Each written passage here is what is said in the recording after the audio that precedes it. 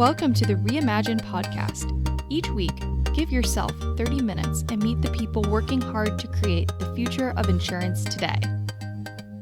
Hi, this is Paul Tyler, and welcome to another episode of the Reimagine podcast. Laura, good to see you. It's great to be back, Paul. I think you're in another part of your house. We're not quite out of... I am. I picked up my luggage and I moved to a different place. I figured it's about time since we're almost a year in here. Yes. So we have a great guest for us today, right? And do you want to do the honors? Sure, we really do. We're excited to have Debra Jasper with us today. The name may be familiar to those who had listened to some of the Reimagining Retirement Forum series. Debra joined us as a panelist. She's founder and CEO of a company called Mindset Digital. And I'm very excited about our topic today. Storytelling is something close to my heart. Years of being involved in Toastmasters, co-hosting TEDx Hartford. Stories are things that I know are valuable, and I'm excited to have the conversation with Debra today. But before we jump in and dive to talk about not only audio storytelling, but also how to tell a story on a small screen or through a computer, I want to know more about Debra yourself. Please introduce yourself to the audience. Tell us a little bit about who you are, what got you here today. Yeah, so thanks, Paul and Laura. It's great to be here. Laura, I did not know that you had a deep passion for storytelling, so we will talk offline. And actually, my background is my PhD is in micro storytelling. So, and I grew up, I often tell people, my dad was an amazing storyteller in Southern Kentucky. And I came by this honestly because people would come from miles around to hear him tell stories. And you do realize that if we want our clients to tune in today, with everyone being not just distant, not just distracted, but totally distressed, there's a lot of great brain science behind this. It's just harder for them to listen, harder for them to remember what you told them. So if we want them to remember, we're going to have to not just tell stories, but tell visual stories, give better presentations, as you said, design for a small screen. And I've been spending a lot of time thinking about how to do that and teaching C-suite executives how to do that. Well, it's great. Why don't we just jump in, because this has Sure. been a favorite topic of ours, and maybe you can answer this question. Debra, why is it so hard for founders to tell their story? Yeah. So there's 3 curses. And when we work with, and I work a lot with executives and for this audience, because I know you have a lot of entrepreneurs, right? I started my company in my basement in Ohio and, left my role at Ohio State. I'd launched the first social media fellowship for journalists in the world, and companies were saying, hey, love what you're teaching 60 Minutes about Twitter. Can you teach us? And in 2018, I was named one of the top female entrepreneurs in North America. So, and I took on private equity and one of the few women-owned entrepreneurs. There's not enough of us taking on private equity. So as we've discussed, I did the tour through New York, and I've spent a lot of time thinking about how do you get investors to tune in and just how do you get clients to tune in. And so I think the big challenge for a lot of the folks that I coach is I call it the 3 curses. And I will call this up. I know most people are just listening to this, but if you do happen to be watching it, then I will walk you through it. Can you guys see this? Yes, we can. Got it. For those of you who are watching it, this is really important. There are 3 curses that stand between all of us and our audience. And the first curse is the curse of competition. It is really hard for people to understand how hard it is to get people to tune in. So I did a lot of big keynote talks. This was a keynote I gave at Ohio Health a couple of years ago, and I loved the movement and the energy, and people show up and you're on stage and we have some expectation of attention. But today our audiences are at home, even if we're presenting to, investors. They're home, maybe their cat's walking in front of their screen. It's just tougher. Their kids are trying to talk to them. They decide to get up and get a cup of coffee. So if we as entrepreneurs are trying to raise money, or we're trying to get our clients excited about our work, we have to recognize we have to fight for attention. And that means we have to change how we do business, because attention is everything. And so much is coming at us. There's the breaking news and the endless Zoom meetings and the 147 emails a day, that the competition is fierce. So that's part of that's one of the biggest curses, is the curse of competition. And if we want to break through the noise, we have to break that curse of competition if we have any hope of getting people to tune in. So is that helpful as you're thinking about the first challenge? Well, it is. And I guess What is it that makes people have a hard time like stepping out here, Deborah? Is it that I have invested so much of this business in my heart and soul that I have a hard time expressing it, or is it that I just haven't? Maybe the reason that got me to this point at which I am asking for money or trying to attract other founders or get my first contract is that I was a great technician. I was a great something. I was Yes. not a person to frame a story. And I didn't set Paul up for this because he doesn't even know the curses. But that brings me to the second curse. So the first curse is the competition. And that is, it's just hard to get people to tune in. It's easy to get a message out, hard to get a message in. Second curse, though, and this is what you're talking about, is the curse of knowledge. And I think this is the biggest issue for us. It's when we know our stuff so well, we think we're conveying it. And I call it, that moment where the client's like, huh? And the curse of knowledge is when you're talking in your tribal language and you've spent, I have a PhD in educational policy. I could say I studied pedagogy and I did a Foucaultian analysis of micro-resistances to power structures.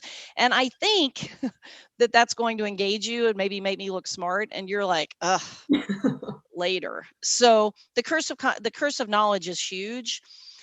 The third curse, though, and it's equally big, especially I think for those folks that started companies because they have a deep knowledge and a deep specialty, and that's the curse of expertise. We've all done it. It's when you're talking to impress rather than inform. So you're putting on let me use all my big words and my jargon, and I'm going to make you think I'm really smart. And we think that that's building trust, but studies actually show it reduces trust.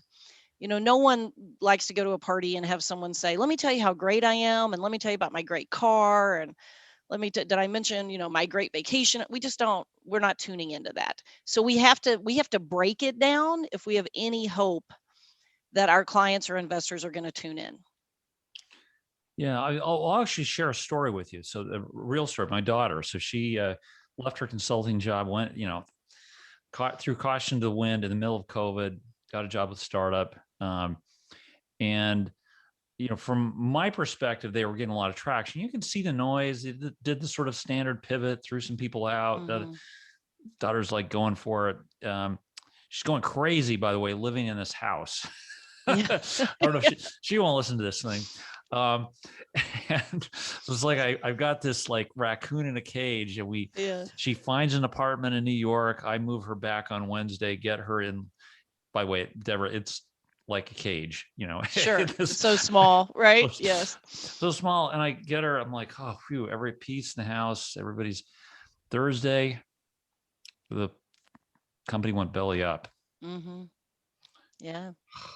Especially now, right? COVID has been so hard. Yeah. 400,000 small businesses have closed. Yeah. Well, it is. And you talk about micro stories because she was always like creating micro stories for the value of the company to, the people that are selling their products to. And, I will tell you, happy ending. She ends up working for the VC firm that was funding this thing.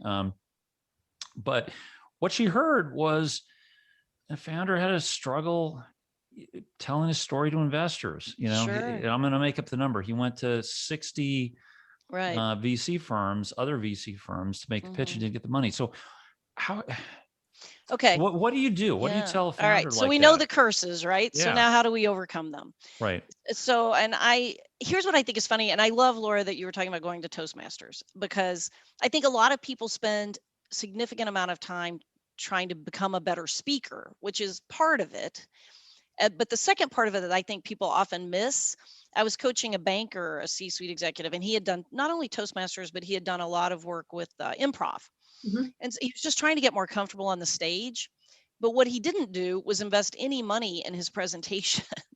So he had a pretty good persona, he was pretty comfortable, but his presentation was terrible. It was meandering. It didn't have a good opening. It didn't have a good ending. And so I've seen very good speakers show up with bad presentations, and it just takes them way down. And very okay speakers show up with visual killer presentation decks, and it absolutely takes them up. So when I'm coaching people, we start actually with the presentation, because when you have a great presentation deck, by default, you'll be a better speaker. Right. And what we're doing, I'm coaching someone right now, and we're presenting their deck, or we're designing their presentation deck from scratch. So part of it starts with, I ask 3 questions. What is your company about, if you're, doing this for investors? And you've got to be able to tell me that in one line, and it's so hard for people. The second, though, is so what? Why does your client care? Or why does the investor care? Too often we start with our history and no one cares. I can't spend a lot of time saying, oh, my dad was a storyteller. You don't know me and no one cares. You have to start with what's in it for them. You can mention it, add a little bit of sort of personality, but you got to get on to very quickly about what's in it for me. And then the third what is, what am I asking you to do next? So very often we do not have a clear call to action. So we talk about ARC is our methodology. It has to be clear call to action, clear recommendation, and clear context, in that order. Now, out of everything that you've seen so far, working with different individuals, whether they be founders or corporate types, are there reoccurring themes specifically in there that Yes. people continuously trip over? Yes. The number one biggest mistake is the data dump.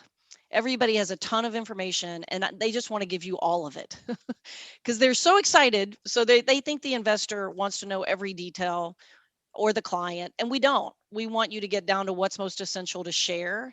So the other, we have a whole program in this called the SOS habit, and we developed it because it was like, they want to meander and the stories don't really go anywhere, and they have too much text on the deck, so on the slide, so then they forget what the point was.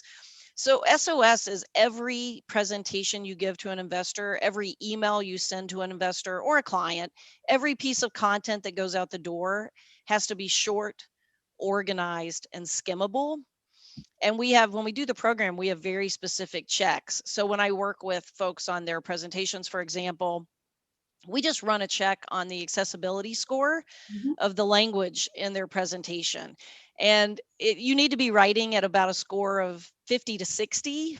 Anything below that, you're getting a Harvard Law Review. I was working with a guy the other day, and he designed a big presentation for his clients.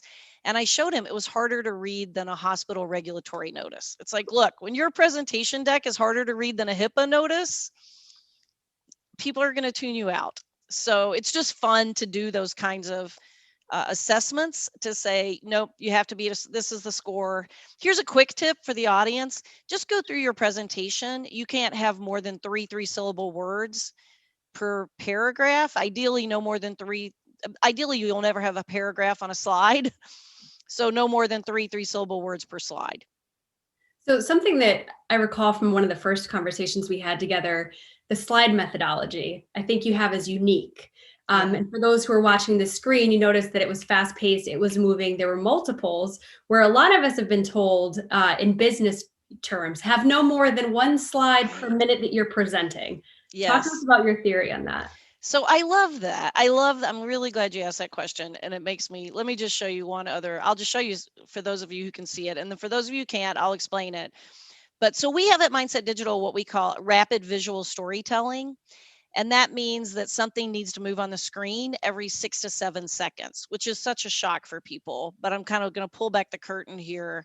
And this is a presentation I just delivered for HSMAI, which is the largest hotel association I think it's in the world. So, but notice how many slides are here. So typically in a 1 hour on stage talk, I go through 365 slides. So it is rapid visual storytelling.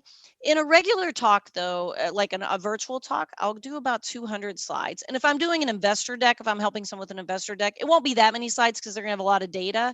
But we do show them how to unpack numbers in a way they can take them in. But if you think about it, one of my leads, when you say, what is this story about? I start by saying, here's the challenge. It's how to capture attention and create impact in a world of social distance. And if you get to watch this, you'll see that the words are coming in as I talk, and then slides are moving, and it's all animated. And then you can say virtual is the new reality, at least for now. We know the impact of the crisis. A lot of us are working from home. Notice how many things are coming in on the slides. So another quick tip when you're thinking about presenting, especially to investors, it's say dog, see dog. If I'm talking about a dog, show me a dog. This isn't old journalism. tip. And so if I'm talking about distracted clients, I'm going to show you someone who looks distracted. So whatever I'm talking about, I need to be showing you. And then we do entire sections. I have a design for attention masterclass on just how to unpack numbers. Because if you put up a lot of numbers and say, I know you can't see this, but then the investors are going, why are you showing me this then?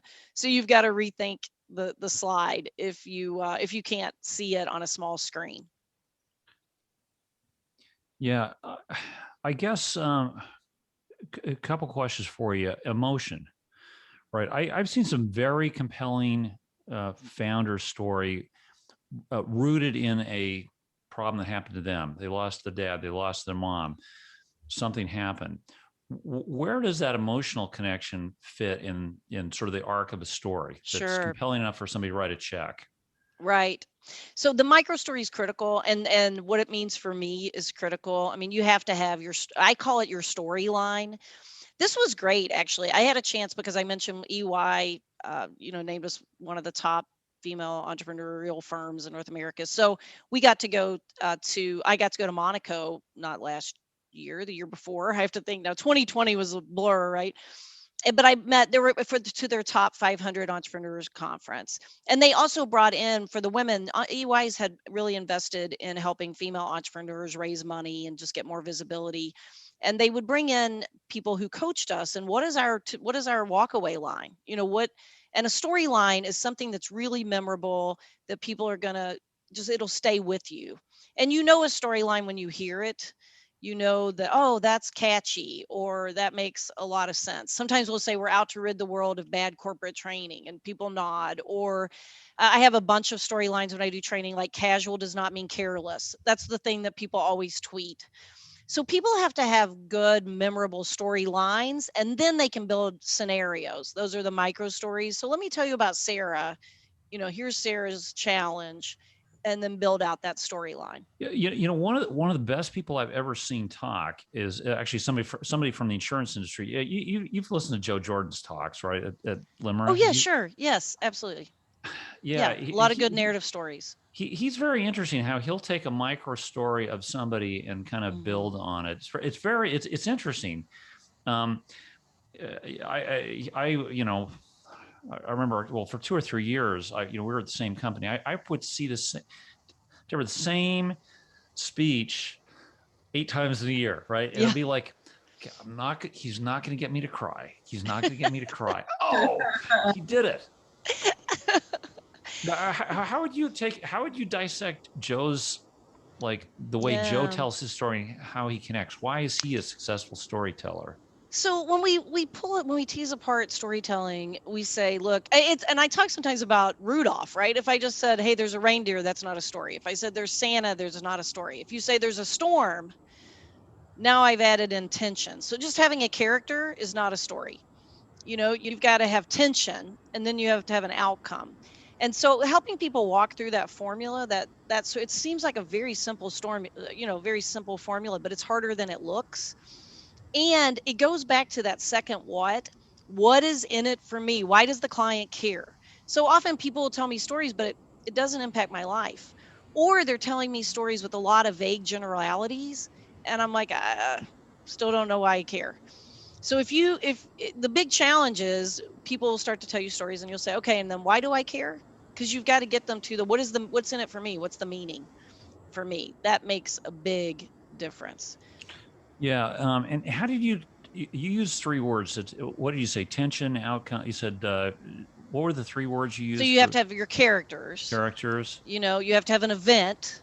Right. It's Christmas, and you have to have a tension. There's a storm, and kids might not get toys, right? So you have to. Oftentimes, people will have an event, or they'll have characters. Yeah. But there's no tension, and then there's no why do I care? We care because the kids won't get toys. Yeah. So you've got to have that most essential part of that is why do I care? Yeah. One set of words that were different words saying the same thing, structure that really caught me once, and it's kind of burned in my skull at this point, is and but therefore as a pattern. Right. It's always been tough for agents to find clients, and it's always been very, very hard to get in front of them and find them.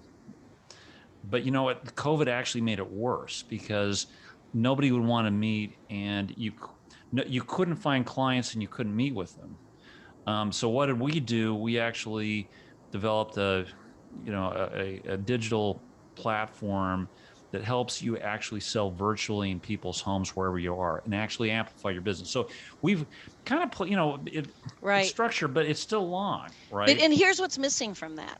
There's not a character, Right. right? And so it's way better if you're saying, look, we were working with George, and this guy has been super successful forever.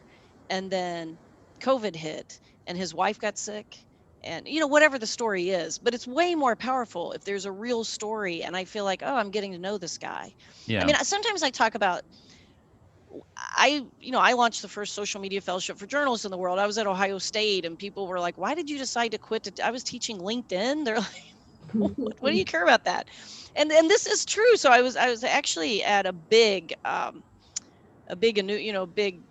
financial advising firm, 15,000 advisors. I'd been there for 3 days, and there was a part of me. I was on the bus after the end of 3 days, thinking, "Do I really want to do this? Why am I doing this? I could be doing a lot of things." And this guy came up to me at the end of this LinkedIn day of teaching LinkedIn, and he was teary. And he said, "I just want you to know," I still get cold chills when I think about it. And he said, I thought I was gonna have to retire. And because I thought this social media stuff, I don't care about this stuff, and I'm overwhelmed by it. And after this 3 days, I'm staying in. You have given me the confidence I need to make this work. And I realized, oh, I'm not teaching LinkedIn or presentations. I'm moving people from reluctance to relevance. So now that was my story, and that's my storyline. And it helps, of course, if it's an authentic story and it really happens. So because it did, and it to this day, I mean, I got teary. And I started realizing we're all overwhelmed, and it's so many of us today feel like, especially this year, can I learn one more thing? Really? Now I have to get on LinkedIn, and I have to optimize my profile. And now Deborah's saying I have to tell rapid visual storytelling, and now I have to master presentations and what? I mean, people are wiped out. And so you have to figure out how to get them excited about it, how to help them understand it's actually not that hard once you get over that initial sort of learning curve. And if you embrace it, you're going to get excited about it at the other end. Because then he called me like 3 days later and said, my kids just called and said, we did his LinkedIn makeover. And he said, my kids just called and said, I look better than they do on social media. You could see his energy had gone up, and that stuff makes you happy. So I do think working with people who are they hate this stuff. I hated this stuff. I was a long form narrative writer. I was an investigative journalist, and to come to this, to do this, you have to find meaning in it.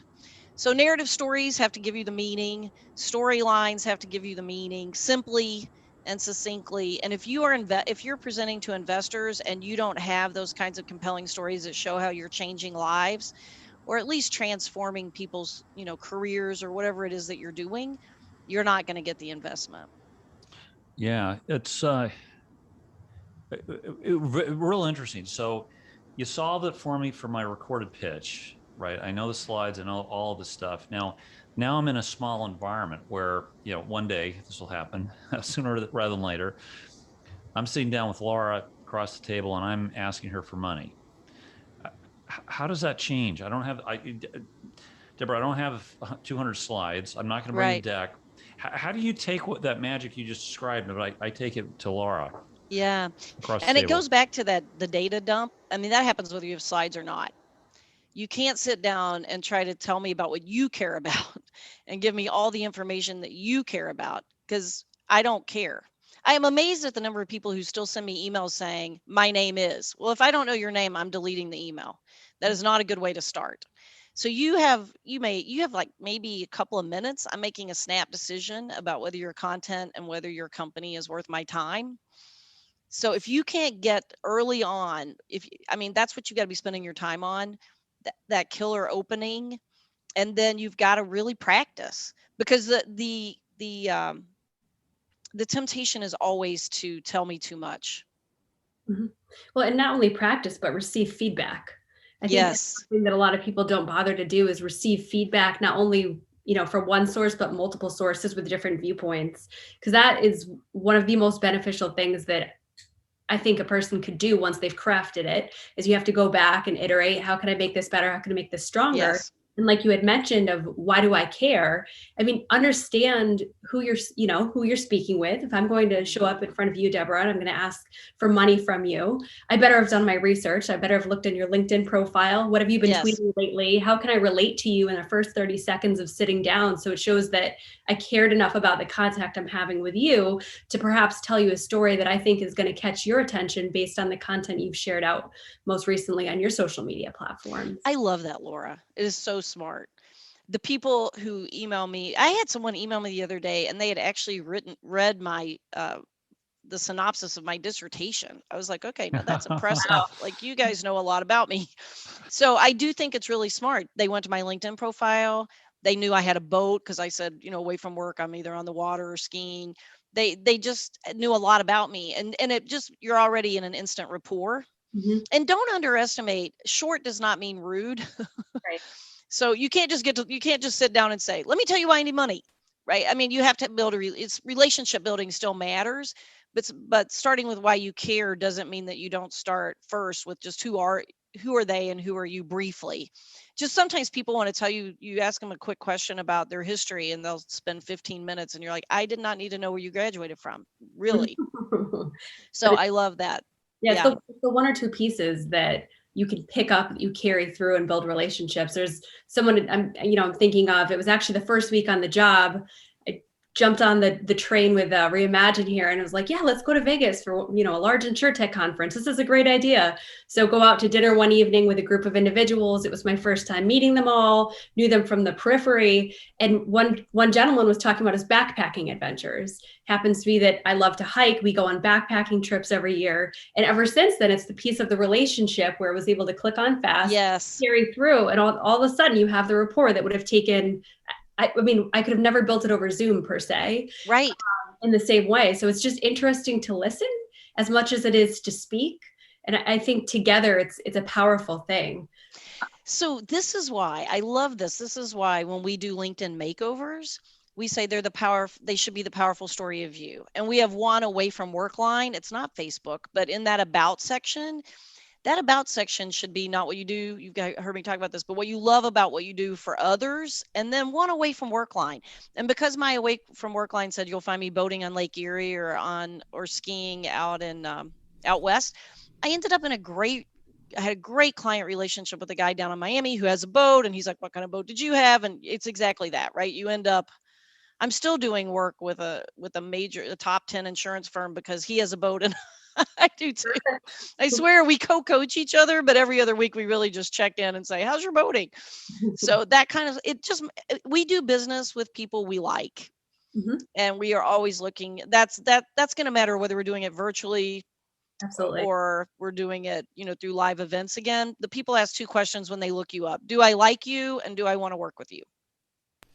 So Deborah, how has a year on Zoom changed forever the way we tell our stories? That's such a great, so I have a new book coming out called Small Screen, Big Impact.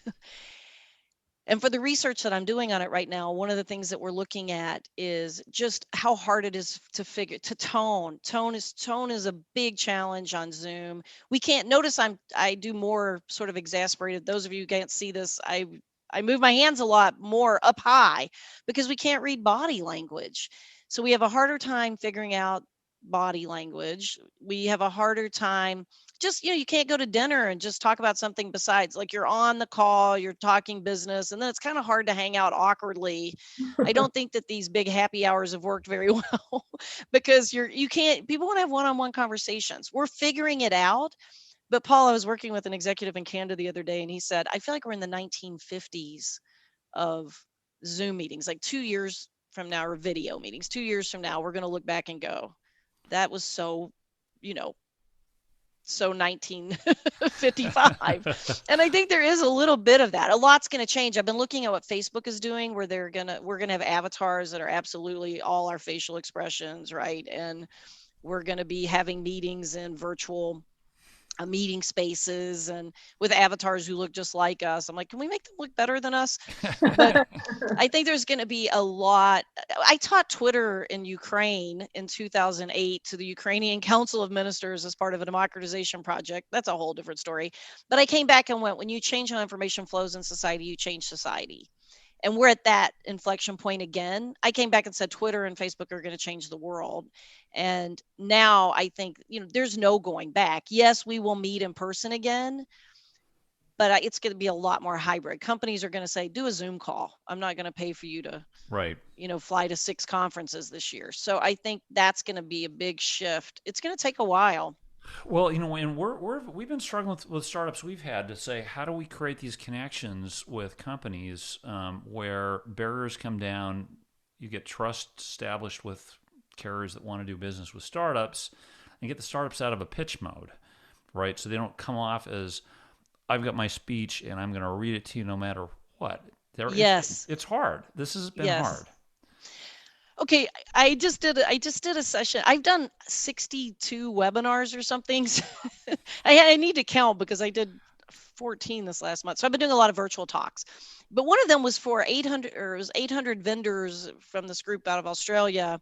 And I did a whole talk on avoid the vendor voice and adopt the advisor voice. So a big part of it is people have to, that word pitch, immediately everybody just goes, I think people are more sophisticated now. We know it when we see it. We just don't want to deal with it.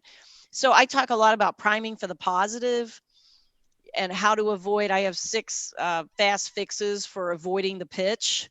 And I do think it's incredibly important that we elevate our voice and we meet as equals. That's especially true with clients. And there's small ways that we are not meeting as equals with investors and clients. Some of them are, I no longer thank you for your time because I gave you my time too.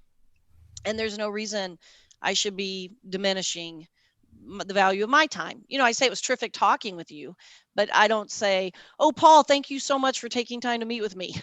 We say, excitement is good. Desperation is not. So helping people, and we don't, we especially, and I coach when I talk to women entrepreneurs, especially women overuse the exclamation point in particular. Men can too, but there's never a reason for 2 exclamation points at the end of a sentence. No one is that hyper excited, or they could be, but no, that edges into, too much. So meeting as equals is an essential part of getting investment. You want your investors to feel lucky, really, to get to work with you, not in an arrogant way, but you don't want to come across as over eager because it makes people shy of investing with you.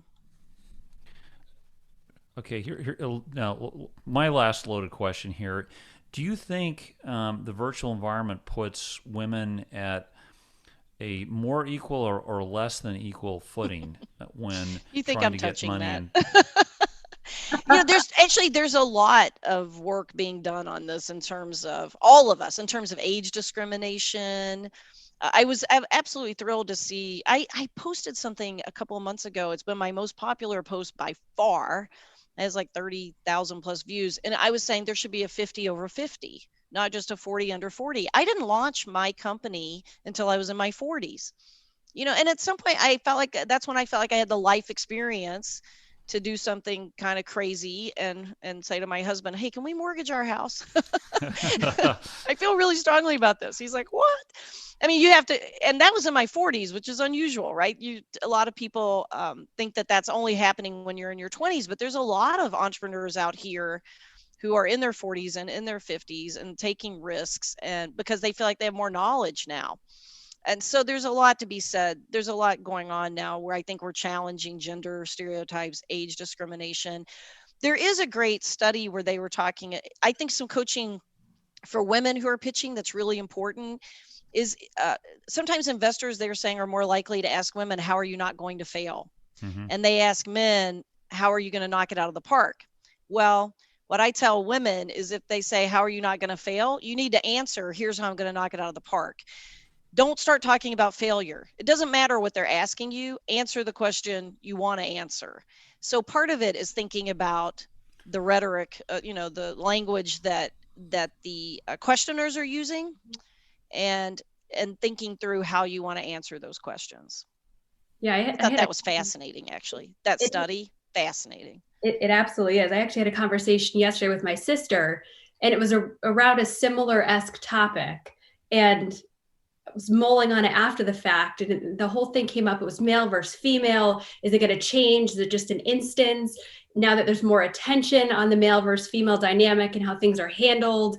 And I came across a quote, and it made a lot of sense, and it resonated. It's when you think about problems like that, you have to decide, is this a moment or is this a movement?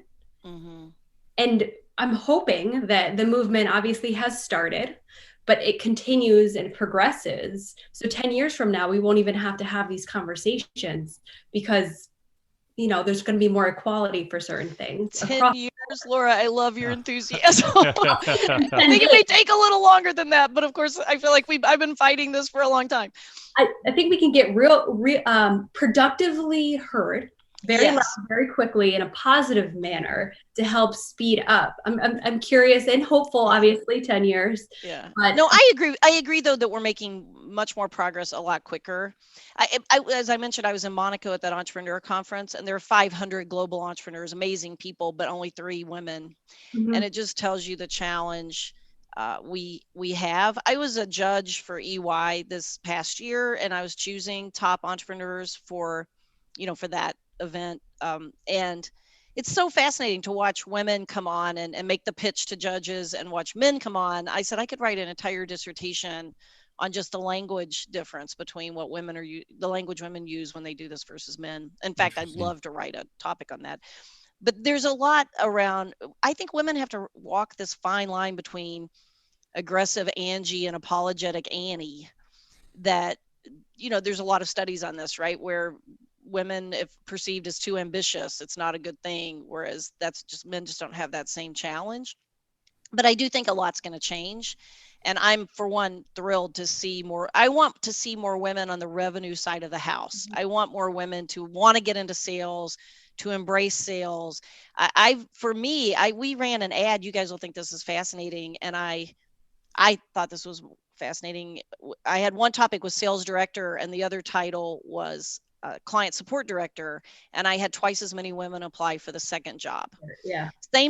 Same role, but you take sales out of it. And so I also think companies are going to have to start thinking about the language they're using. Let's do rev share and not a commission. Commission reminds people too much of kind of an old school approach. But rev share, who doesn't want to share in the revenue? There's small, and those are rhetorical flourishes, but they can make a big impact in how we're framing issues. Mm-hmm. No, well, this is great. Now, I'm gonna just as a startup, how can you help me, Deborah? You got a good company. What can you do for me? Sure. So what we're doing for a lot of small companies is they call us, we put them through presentation training, we redesign their presentations, we do coaching for them. We put them through training in how to write for action, so that SOS training, we can analyze their communication and say, here's where you're missing the mark. So we work with companies large and small. I mean, our largest rollout of that Right for Action training was 58,000 seats, and our smallest rollout is 1 seat. So what's great is we've been able to scale this for large organizations, but also make it doable for smaller teams too. But this takes coaching. And you know what? To your point, Laura, when I was trying to be a keynote speaker, because I really wanted to do that, I had a pact with myself. You were talking about practice earlier. I ended up saying, I'm going to practice the opening, and I have to land it 11 times perfectly every Saturday before I can go do anything else. And sometimes I would land it at 10 a.m. And sometimes there was one night my husband came home from work. I was still trying to land that opening because it had to be 11 times in a row. So if I messed up at the 9th time, I started from the beginning. But here's what I found. When I walked out on, like in Vegas, I was speaking at PubCon, it's 3,000 people. When I'm walking out on big stages, if you have the opening down, and it can't sound rehearsed, but if you just know you have the opening, you'll be more comfortable through the rest of it. So we also work with teams, not only on We have them record their talks, and then we give them feedback on, this is where you lost me. Here's where you have the curse of knowledge, that kind of work. Sign me up. I know, right? It's really fun. I'm having a Yeah. blast doing it because I love the energy people get from it. Because their presentation, you give them a new presentation, they're like, oh, this is so this is so beautiful, and your confidence goes up. When you show up with a great presentation, your confidence goes up. So it makes a big impact. You could tell I get excited about it, but it's storytelling. So, I was a journalist, and I came to this and went, I thought I was a writer. And then I went, no, really, it's a storyteller. So that means you can be a public speaker, you can be a writer. So it's kind of opened up a lot of doors for our company. Being a good speaker, I was the national keynote speaker for Key Bank. It was one of the first things I did. So I did a 17-city tour from Florida to Alaska, speaking to women business owners for Key Bank on social. And it really opened up. I mean, you want to talk about getting clients. If you become a good public speaker, it's a great way to engage people. Yeah, it's a powerful tool for sure. Yeah. And we always like to wrap these conversations with asking the question of, what is your why? So not the why of Mindset Digital or the work, but what is Debra's why? And it always sounds so, but I love helping people get to aha moments. I love when people call me and say, Debra, I had an email yesterday from a woman who said, I've completely changed the way I present to our board, and it's absolutely changed our conversations and our relationships. And she said in all caps, I have a saying called reduce the text, not the slides. And she said, every day I'm saying to my team, and she wrote it in all caps, reduce the text, not the slides. And it makes me smile. I get messages from people where they'll be this was before COVID, of course, but they'll be in a live event, and they take pictures of really bad slides and say, you should be here, this is painful. And people, I just love that people look, we're all a little bit in pain when we're doing business. This is hard. It's hard to do business on small screens.